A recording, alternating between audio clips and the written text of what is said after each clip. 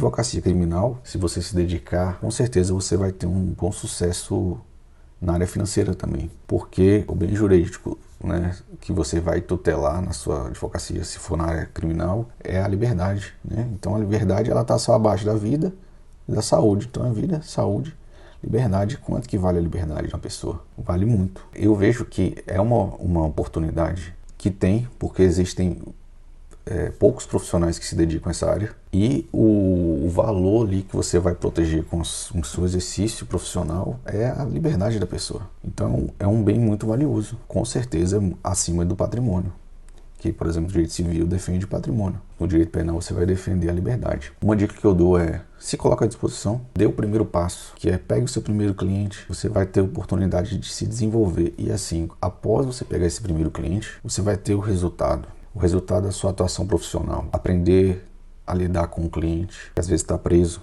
pode ser que ele esteja solto também. Se tiver solto é até mais fácil, mas pode ser que ele seja preso. Você vai lidar com a família desse cliente, que se ele estiver preso, a família com certeza vai ficar entrando em contato com você para saber a situação. Você vai aprender a lidar com o promotor de justiça na audiência, vai aprender a lidar com o juiz na audiência, vai aprender a fazer perguntas, vai aprender a fazer pedido de liberdade ali na audiência, vai aprender a fazer recurso de apelação, aprender alegações finais orais ou alegações finais escritas.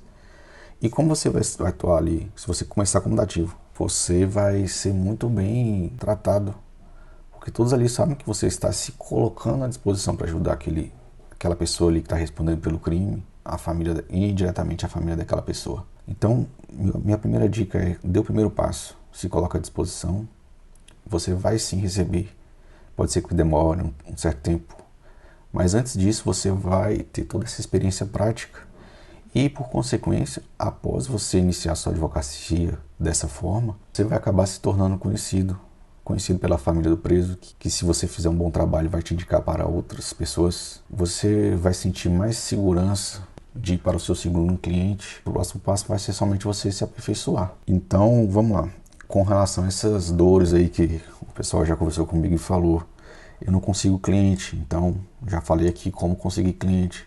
Basta se colocar como dativo. Vá ao fórum, vá à vara criminal mais perto da sua casa. Pergunta como é que é esse procedimento, se é só entregar o cartão lá de visitas e se colocar à disposição. Procure na OAB do seu estado se tem algum cadastramento, se tem algum convênio com o tribunal para dativos.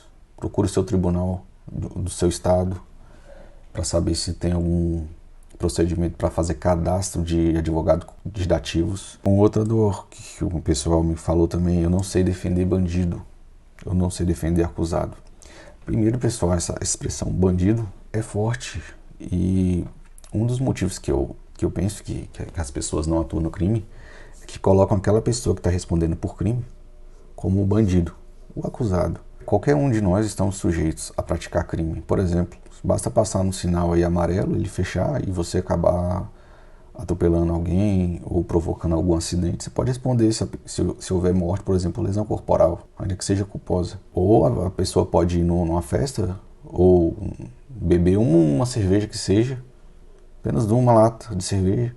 Se tiver uma blitz, soprar lá no bafômetro e você pode responder por a prática de um outro crime, por dirigir embriagado, mesmo se a quantidade de álcool for pequena. Eu estou dando só 2 exemplos que podem acontecer com qualquer pessoa. Eu não estou dizendo que vai acontecer, que isso é certo, mas o que eu estou dizendo é que o fato de uma pessoa praticar um crime não significa que aquela pessoa é sabe, aquele bandido mau, não necessariamente. E também a gente sabe que às vezes uma pessoa que está respondendo pela prática de crime é inocente. Eu já, na minha experiência prática, já tive casos da pessoa estar respondendo pela acusação e ser absolvido. Então, às vezes a pessoa inclusive responde uma parte do processo. É possível, a gente já viu vários casos, na mídia inclusive. Respondeu por processo, às vezes foi condenado, depois de uma revisão criminal foi absolvido. Então, existem sim inocentes que estão respondendo por crime. Claro que para isso acontecer, alguém tem que estar mentindo no processo, mas é possível isso acontecer. E Outra coisa que eu acho que a gente tem que se despir é desse preconceito de, o criminoso é um ser que não merece defesa, enfim. Esse tipo de preconceito, porque eu repito aqui, qualquer um está sujeito à prática de crime. Basta que uma determinada conduta se amolde a um tipo penal. E às vezes é sem intenção mesmo.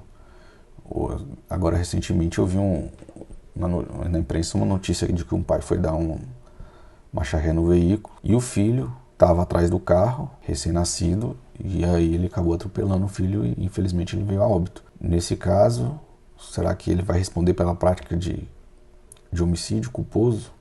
E esse pai é um criminoso, mas ele pode responder pela prática de um crime. Então eu acho que tirar um pouco esse preconceito, esse julgamento, é o que afasta esse preconceito de eu não sei defender bandido, ou eu não sei defender um acusado. Às vezes por trás tem um preconceito. Às vezes o medo de defender uma pessoa que está respondendo pela prática de crime vem desse preconceito de eu não vou defender uma pessoa que está respondendo por crime. Às vezes esse preconceito é generalizado, independente do crime, independente se foi uma lesão corporal leve, se foi uma ameaça, ou se foi um homicídio, ou um roubo, ou um estupro, ou um tráfico de drogas. Às vezes, por exemplo, a pessoa está respondendo por tráfico, mas às vezes, no decorrer da instrução, né, chega-se à conclusão que, na verdade, era um usuário e está respondendo por tráfico. E a diferença de pena entre usuário de drogas e traficante é muito grande.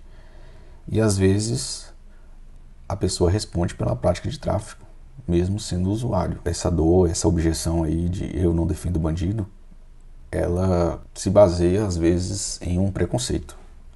Então eu acho que, né, para a gente exercer, né, a função de qualquer função na justiça, de juiz, advogado, delegado, promotor de justiça, a gente tem que se despir de preconceito. Por exemplo, como juiz, a pessoa que senta ali no banco dos réus, eu tenho que ter a clareza de que não é porque a pessoa sentou ali, não é porque a pessoa está respondendo por um crime, isso não significa necessariamente que ele é culpado daquele crime. Pode ser que ele venha a ser absolvido, pode ser que ele estava no lugar errado, na hora errada, pode ser que alguém ali tenha alguma mágoa, alguma raiva e o acuse, às vezes, falsamente. Isso acontece. E, às vezes, existe uma excludente de ilicitude, enfim.